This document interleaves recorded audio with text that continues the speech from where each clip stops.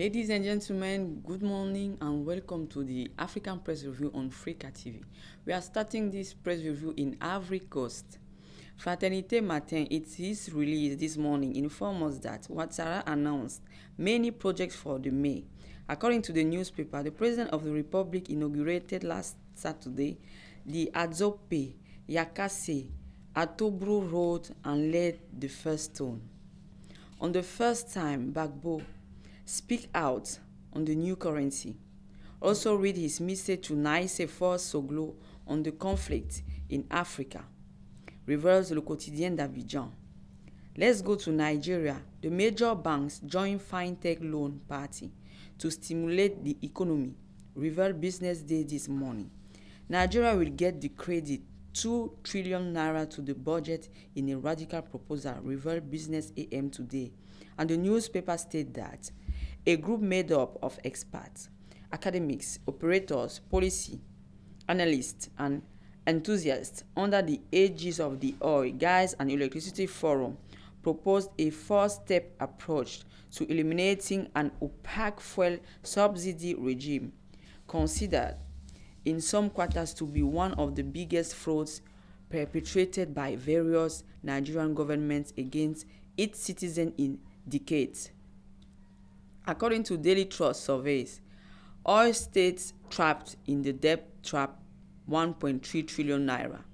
Oil producing states are the most indebted in the country, despite the huge revenues they generate. The executive director of Kenya's National Bureau of Statistics, Zachary Mwangi, announced that no one will be included from the census in revealing the Kenyan Daily Star this morning. The newspaper also stated that if you spend the night in Kenya on August 24, you will be counted whether you are a citizen or an immigrant.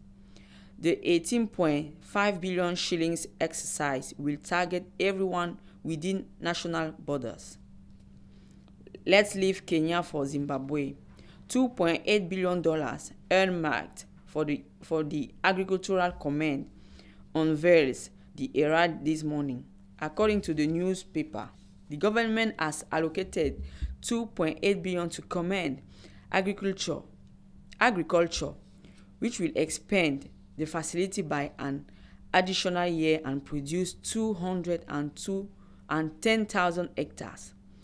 10,000 hectares of corn and 30,000 hectares of soybeans during the summer crop year 2019-2020. Still in Zimbabwe, the National Social Security Authority has suffered $88 million in damage due to poor investment evaluation, inflated costs, mismanagement, and inefficiency, revealed the forensic audit report published last week, writes the Chronicle today. Ramaphosa won against a fugitive debt Business Day titled this morning. According to the South African Daily, President Cyril Ramaphosa over the past 8 months has been the subject of strong criticism from the SA largest business organization, which claims that the spiraling public debt runs the risk of bringing us all down. Despite the fact that the Eskom electricity utility has confirmed that it was brought before the Conciliation, Mediation and Arbitration Commission this month and operates as a loss to the detriment of consumers. Its millionaire managers, who earn up to 1.5 million rand per year, are demanding a 4.7% wage increase from the cash-strapped company, revealed the Citizen this morning. We remain in South Africa. A 24-year-old man reportedly murdered his violent stepfather with an axe after finding him assaulting his mother, reveals Sowetan. Always in South Africa, a Eastern Cape police officer was arrested and charged with murder after shooting and killing her boyfriend for 5 months on Tuesday night, titled this morning Daily Dispatch. Private individuals can sell drinking water and electricity, inform us this day newspaper of Angola. According to the newspaper, Private entities can currently engage in the production, distribution, and marketing of energy and water. With the amendment of the General Electricity Act in 2015 and the recent reduction in government subsidies, the economic crisis is having an impact on holiday departure, reveals the Algerian daily Life El Vatan.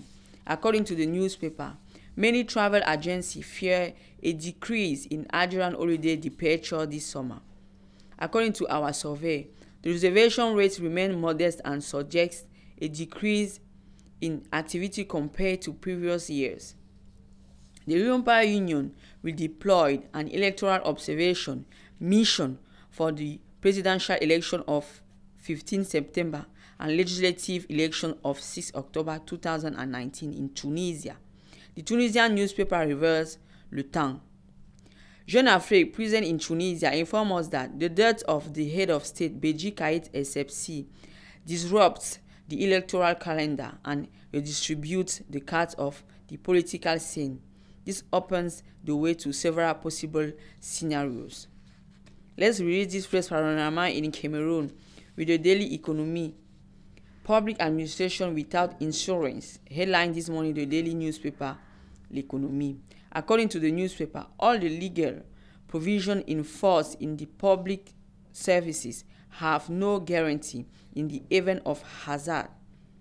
A kind of preference is given to the individual advantages that the protection of the state asset has. Shortage of foreign exchange. The overbidding is ragging in the black market, titled The Fee Actual this morning.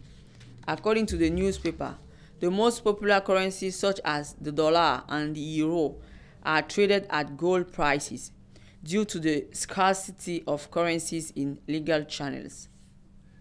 Always in Cameroon, the government daily newspaper tells us about the solution taken by the head of state. According to the newspaper, following the recent incidents recorded in Yaoundé and Buea, the acceleration of procedures, strengthening discipline and controls to relieve overcrowding in prisons are among other measures prescribed by the head of state. We close the press review with this latest information. The penetrant is Yassa Douala. The penetrant east, Yassa Douala, is the road scandal of the year. 10 kilometers in 4 hours started this morning, the main L'Essentiel.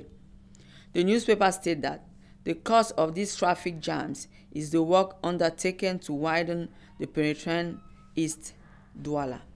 That's all for this morning press review on Freeka TV. Africa seen differently. Goodbye.